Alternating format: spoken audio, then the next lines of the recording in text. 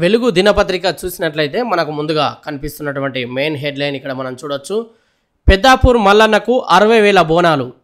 స్వామి దర్శనానికి లక్షల్లో తరలివచ్చిన భక్తులు. మల్లన్నకు పట్నాలు వేసి నిలువెత్తు బంగారం సమర్పణ. జగిత్యాల జిల్లా పెద్దాపూర్లో మల్లన్న ఆలయం చుట్టూ బోనాలతో ప్రదక్షిణలు చేస్తున్న భక్తులు ఇక్కడ మనకు చిత్రంలో కనిపిస్తూ ఉంది. మరో హెడ్లైన్ చూడొచ్చు. ఇండియా చెప్తే ప్రపంచం వింటది. శత్రుత్వంతో ఎవరు ఏమీ సాధించలేరంటున్న మోదీ. టెర్రరిస్టులకు పాకిస్తాన్ అడ్డాగా మారింది. స్నేహం కోసం ప్రయత్నించిన ప్రతిసారి మోసమే ఎదురైంది. విమర్శలను స్వాగతిస్తా, అది ప్రజాస్వామ్య ఆత్మ. నా బాల్యం అంతా పేదరికంలోనే గడిచింది. ట్రంప్ ఎంతో ధైర్యవంతుడు, ముక్కుసూటి వ్యక్తి. చైనాతో అసమ్మతికి బదులు చర్చలకే మా ప్రాధాన్యం. అమెరికన్ పాడ్కాస్టర్ లెక్స్ ఫ్రీడ్మన్తో ప్రధాని. శాంతి సామరస్యం గురించి ఇండియా చెప్తే ప్రపంచం మొత్తం వింటదని ప్రధాని మోదీ అన్నారు. గౌతమ బుద్ధుడు, మహాత్మా గాంధీ లాంటి మహానీయులు పుట్టిన నేల భారత్ అని వివరించారు. ఇండియా పాకిస్తాన్ మధ్య శాంతి స్థాపనకు ప్రయత్నించిన ప్రతిసారి శత్రుత్వం మోసమే ఎదురైందని అన్నారు.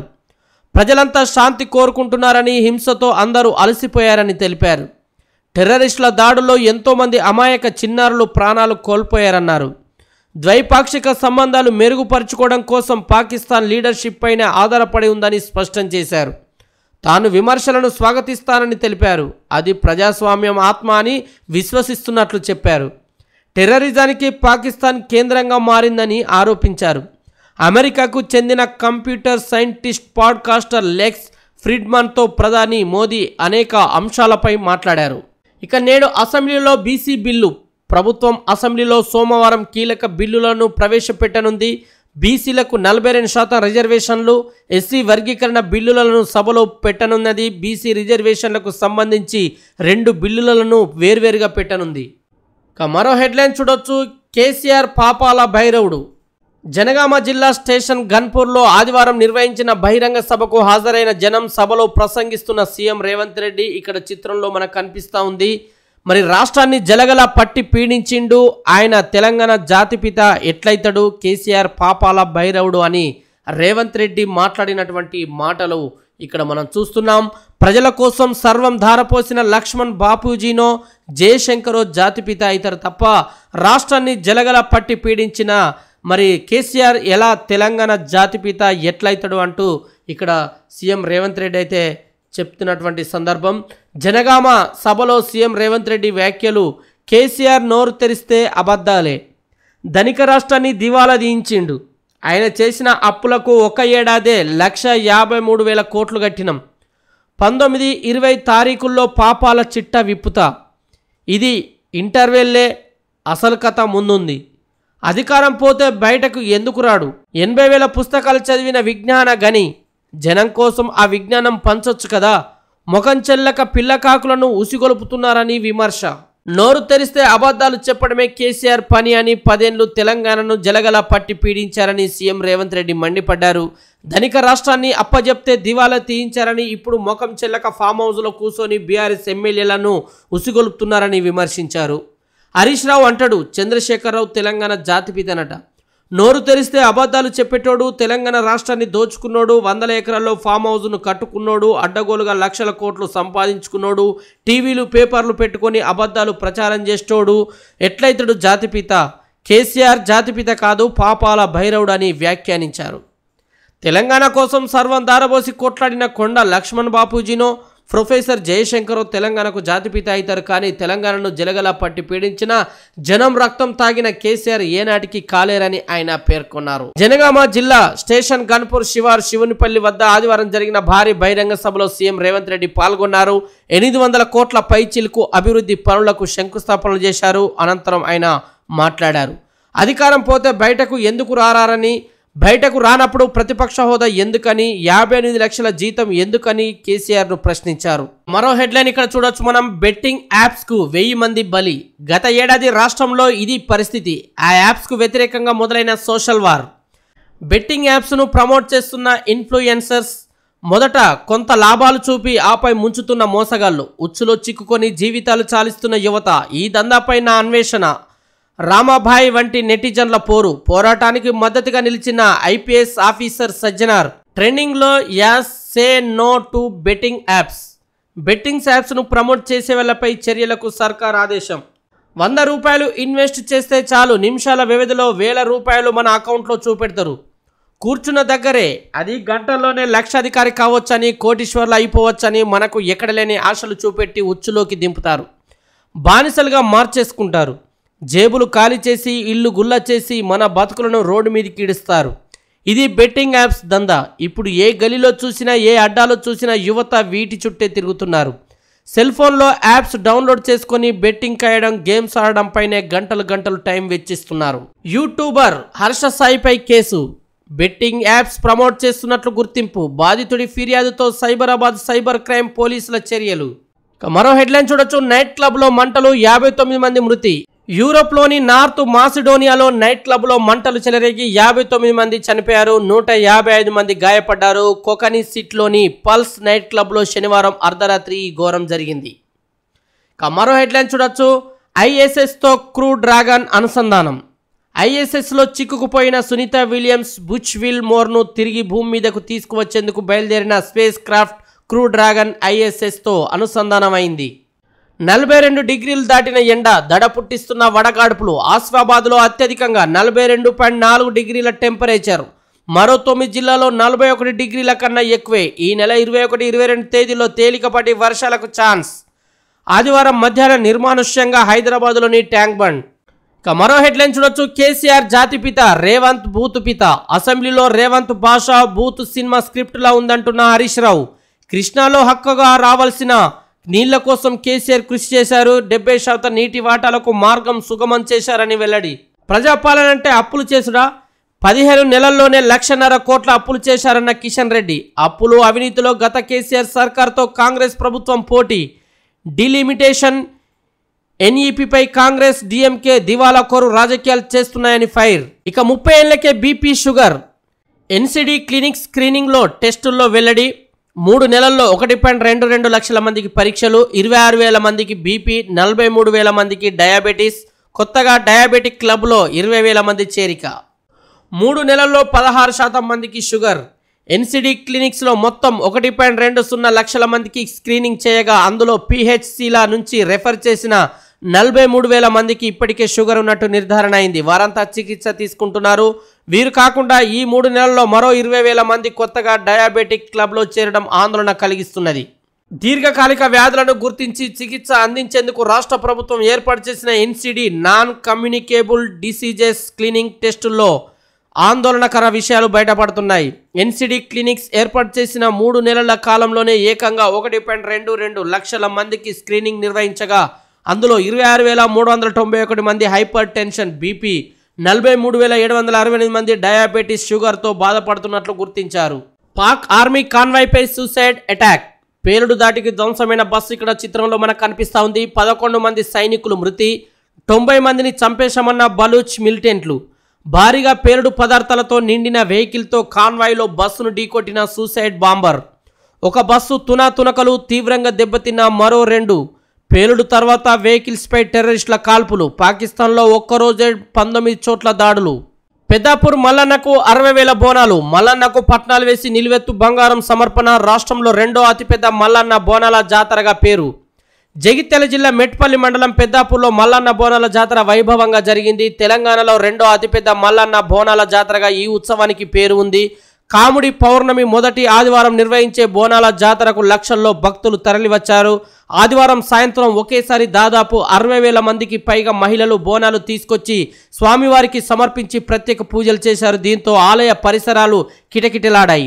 కోరిన కోరికలు తీర్చే మల్లికార్జున స్వామిని స్థానికులతో పాటు చుట్టుపక్కల జిల్లాల ప్రజలు ఆరాధ్య దైవంగా కొలుస్తారు. ఉమ్మడి కరీంనగర్, నిజామాబాద్, ఆదిలాబాద్, వరంగల్, మహారాష్ట్ర, మధ్యప్రదేశ్ ప్రాంతాల నుంచి కూడా వేలాది మంది భక్తులు తరలివచ్చి స్వామివారి దర్శనానికి బారులు తీరారు. స్వామికి నైవేద్యంగా బోనాలు సమర్పించి మొక్కులు చెల్లించారు. ఉపవాస దీక్షలతో భక్తులు స్వామిని దర్శించుకున్నారు. పట్నాలు వేసి నిలువెత్తు బంగారం అంటే బెల్లం, తులాభారం, వందల సంఖ్యలో గొర్రె పిల్లలతో మొక్కులు చెల్లించుకున్నారు.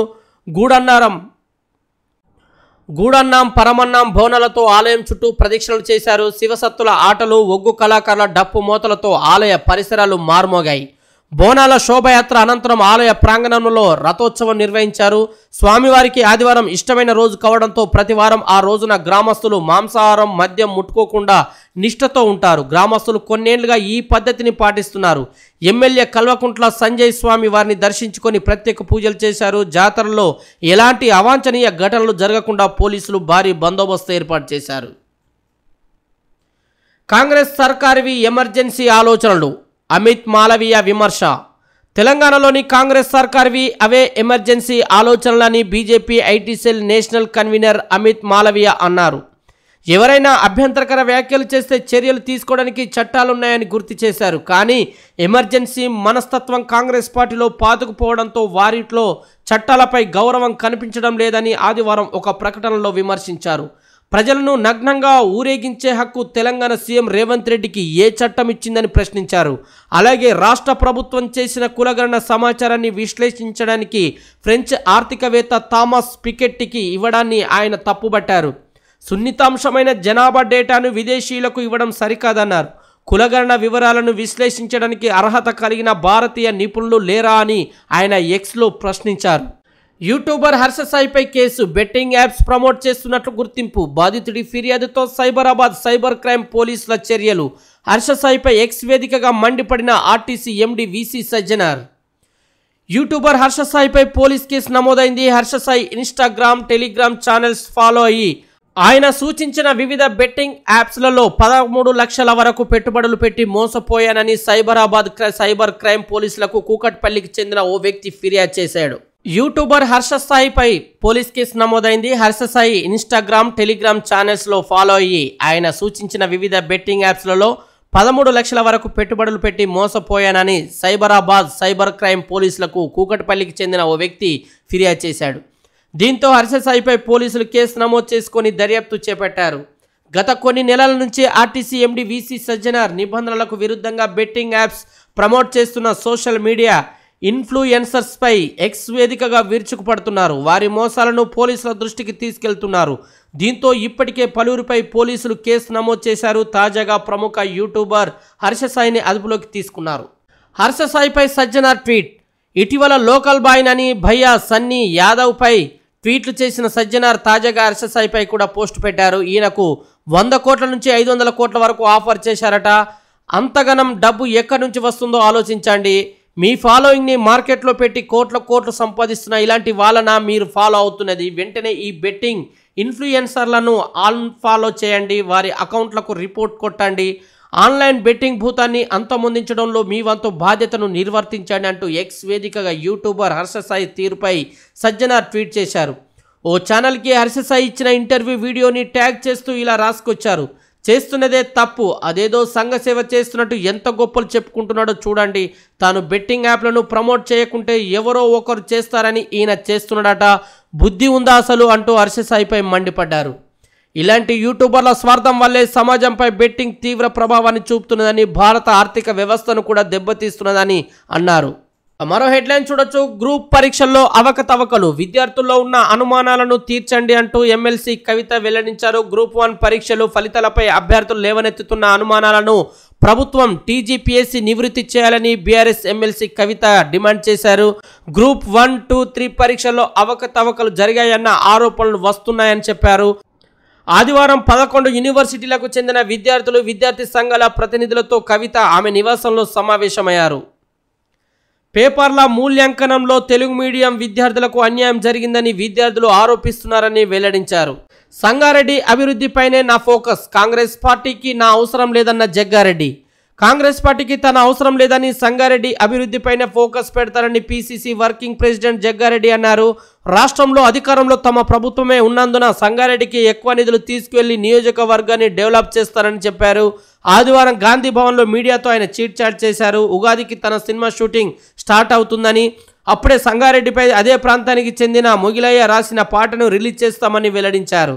42 డిగ్రీలు దాటిన ఎండ, 21, 22న తేలికపాటి వర్షాలు. ఆదివారం ఉమ్మడి ఆదిలాబాద్ జిల్లాలో వడగాల్పుల ప్రభావం ఉండగా సోమవారం కూడా ఆ ప్రభావం ఉంటుందని వాతావరణ శాఖ వెల్లడించింది. ఆదిలాబాద్, కొమరంభీం, ఆసిఫాబాద్, మంచిర్యాల, జగిత్యాల జిల్లాలో వడగాల్పులు వీస్తాయని హెచ్చరించింది. అయితే రాబోయే 2 రోజుల్లో ఉష్ణోగ్రతలో పెద్దగా మార్పులేమీ ఉండబోవని, ఆ తర్వాత మాత్రం కాస్తంత తగ్గే అవకాశం ఉందని ఐఎండీ తెలిపింది. 21, 22వ తేదీల్లో పలుచోట్ల తేలికపాటి నుంచి మోస్తారు వర్షాలు కురిసేందుకు ఛాన్స్ ఉందని వెల్లడించింది. హైదరాబాద్లో ఉష్ణోగ్రతలు 38 నుంచి 39 డిగ్రీల మధ్యనే రికార్డ్ అవుతాయని, వాతావరణం మబ్బు పట్టి ఉంటుందని పేర్కొంది. మరో హెడ్లైన్ చూడొచ్చు. రాయలసీమపై ముందుకా వెనక్క ఈఏసీ ఆదేశాలను ఏపీ పాటిస్తుందా? ప్రాజెక్టు ప్రాంతాన్ని పూర్వస్థితికి తీసుకొస్తుందా? రాయలసీమ లిఫ్ట్ ఇరిగేషన్ ప్రాజెక్టుపై ఏపీ ఎలాంటి నిర్ణయం తీసుకుంటుందన్న దానిపై సర్వత్రా ఆసక్తి నెలకొంది. శ్రీశైలం ప్రాజెక్టు డెడ్ స్టోరేజ్ నుంచి నీళ్లు తోడేసుకొని రాయలసీమకు తరలించే ఈ ప్రాజెక్టును ముందుకు తీసుకెళ్తుందా, వెనకడుగు వేస్తుందా అని తేల్చాల్సి ఉంది.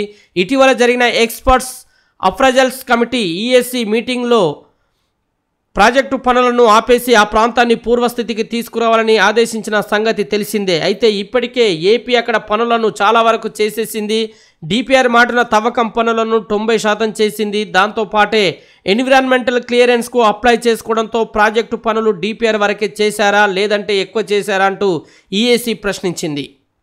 మరో హెడ్లైన్ ఈరోజు వెలుగు దినపత్రికలో చూడొచ్చు. బీసీ రిజర్వేషన్లకు 2 బిల్లులు.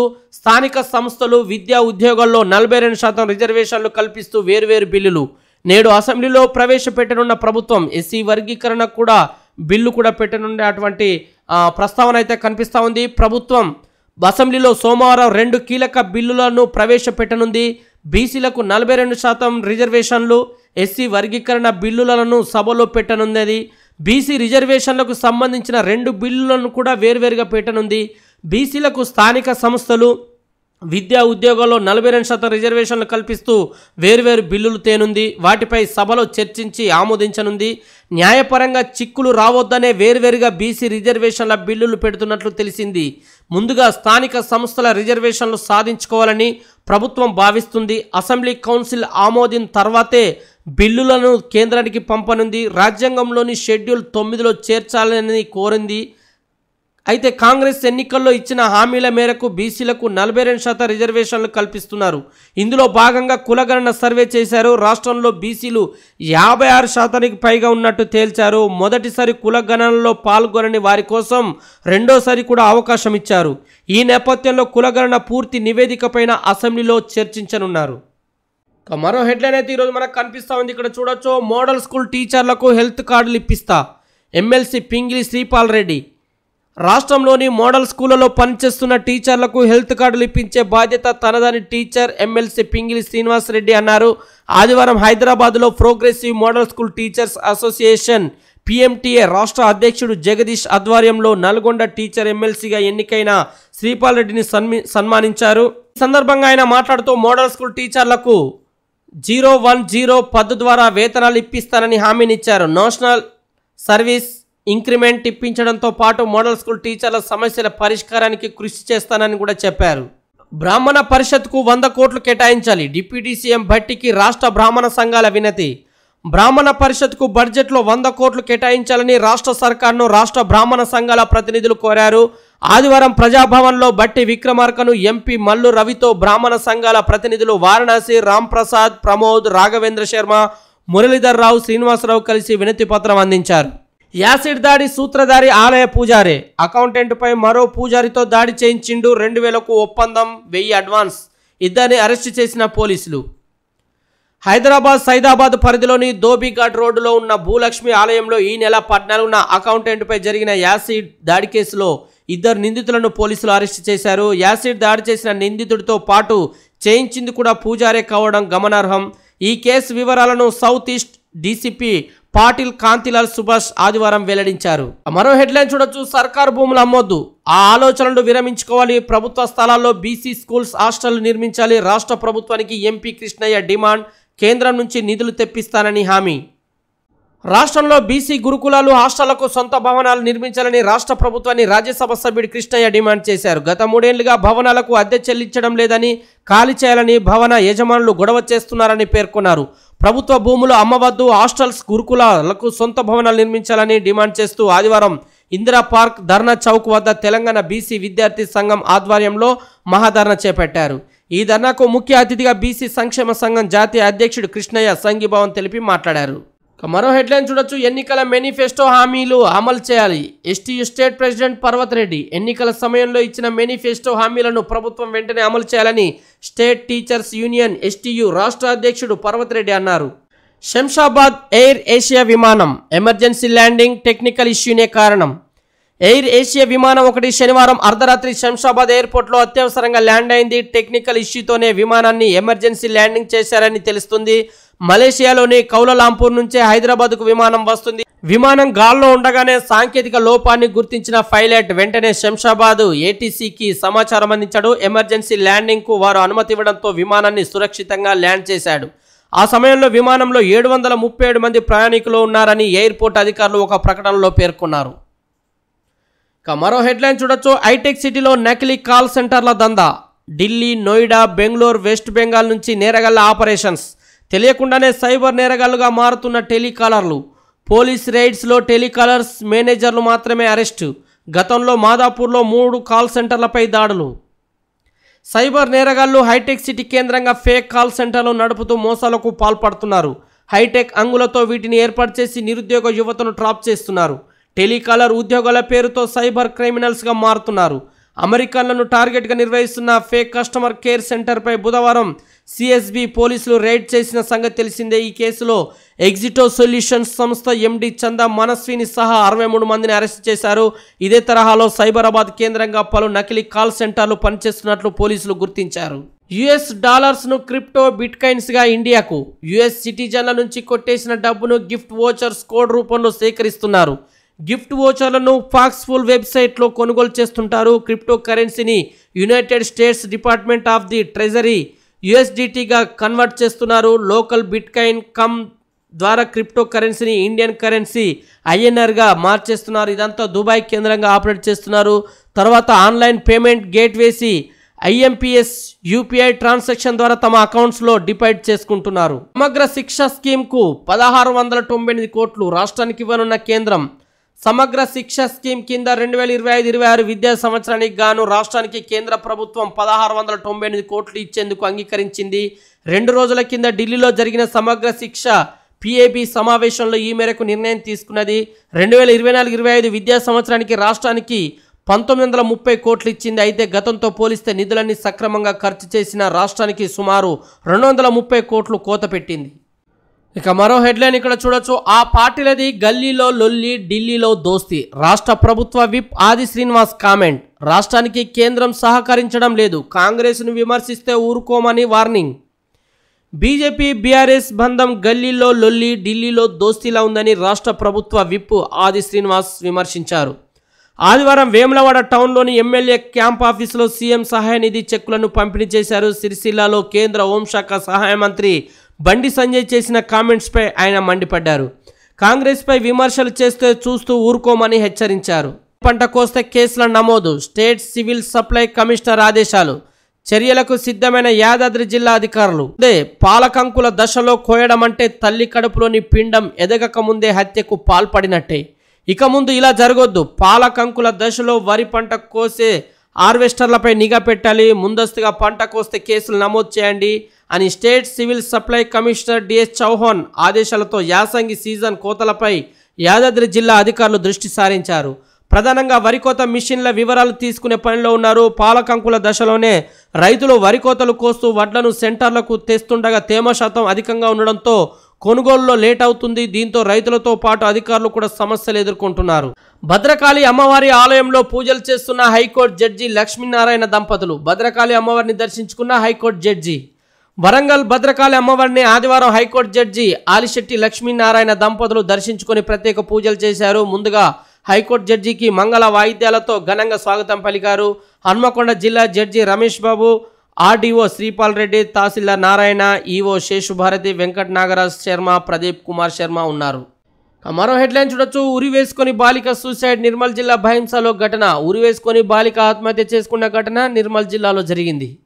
నీటి సమస్య తీర్చాలంటూ వాటర్ ట్యాంక్ ఎక్కారు. వైరా ఎమ్మెల్యే హామీతో కిందకు దిగిన తండావాసులు.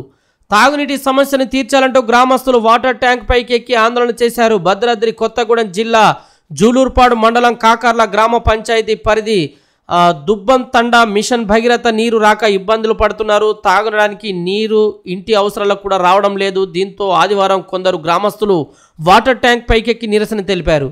వేసవి దృష్ట్యా నీటి సమస్యలను త్వరగా పరిష్కరించాలని కోరారు. కాంగ్రెస్ మండల అధ్యక్షుడు మంగిలాల్, నేతలు దొండపాటి వాసు వెళ్లి గ్రామస్తులతో మాట్లాడారు.